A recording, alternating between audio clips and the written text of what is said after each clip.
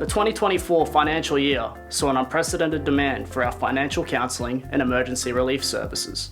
Flooding events, an enduring cost of living crisis, and consumer redress projects have increased our service needs. After many years of advocacy and campaigning, the Save Sorry Business Coalition achieved an outcome for those affected by the collapse of UPLA. Over the past year, our strategic direction has continued its focus on developing the intersectional elements of our operational business units. Connect, learn, and thrive.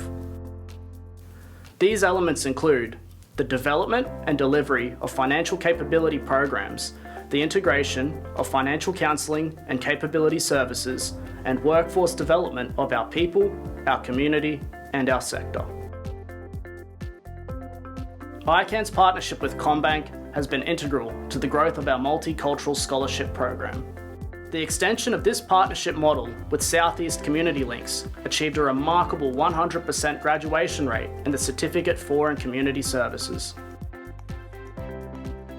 We saw a need through the partnership with ICAN that there were many of our newly arrived migrants and asylum seekers and refugees who might have had work and study rights but couldn't afford to study and didn't have access to the work. So through these scholarships, we've been able to not just get them the qualifications they need, but also the life skills and the connections. So many of them have taught us about the services and how we can improve them for the community, but also they've found jobs as a result of it. It's been life-changing for the participants, but it's also woken us up to how much more work we can do in the community. It's been fantastic.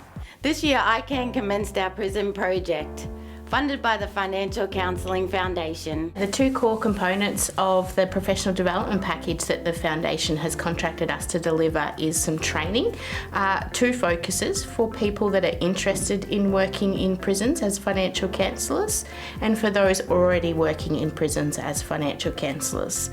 The other component is a communities of practice to allow people to come together and share their experiences and knowledge of working within prisons. Firstly, we'll be able to support many more men within Lotus Glen. We're hoping also to be able to provide additional support to the key staff within Lotus Glen who are attempting to pick up some of the additional support that the men need. But more broadly, it's going to create opportunities for us as a team to put more of a focus on some of the required system changes that will enable both the men themselves, the families and corrections staff to be able to self-advocate. And ideally at the end of this what we're talking about is financial inclusion for all. Since starting program delivery at Lotus Glen, we have expanded our scope to include financial capability services. The seamless integration of our financial counselling and capability services is critical in achieving our vision of transforming the people we serve from survivors to thrivers. ICAN continues to support First Nations Foundation Financial Wellness Weeks with events held in Yarrabah and Palm Island. Went over to NAB because I personally needed to fix up one of my banking issues, and I got that fixed today. I've been putting that off for like about a year.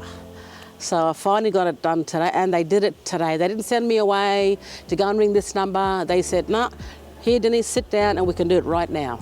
Unprecedented demand for our financial counselling services is being driven by Telstra and UPLA consumer remediation initiatives. This has highlighted the significant high proportion of people affected in our North Queensland, Cape York and Torres Strait Island service regions. Our financial capability business unit continues to thrive. ICAN recently received funding from the Queensland Government Enable program to create and deliver our Yarning Energy project. The Yarning Energy project will offer services like one-on-one sessions, and then we also do group work. And in those sessions we kind of teach people a better understanding of ways to pay, different ways to pay, energy wasted, energy efficient appliances, and also tips and tricks to save money and power. We would like to thank everyone who supported us this year. Your donations and sponsorship create real change in the communities we serve.